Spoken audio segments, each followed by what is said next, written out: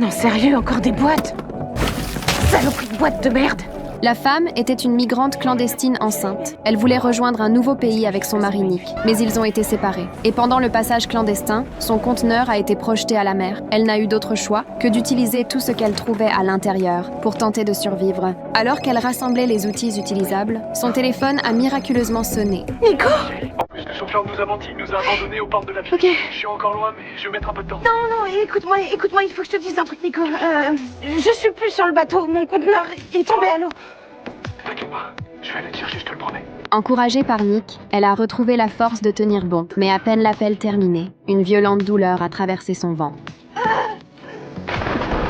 Dans cet enfer au milieu de l'océan, elle a donné naissance à une petite fille. Cela lui a donné une raison de plus de rester en vie. Juste au moment où elle croyait toucher au but, le destin lui a joué un sale tour. La perceuse est tombée définitivement en panne. Quand Dieu ferme une porte, il ouvre aussi une fenêtre avec un couteau et une corde. Elle a réussi à ouvrir le panneau du conteneur.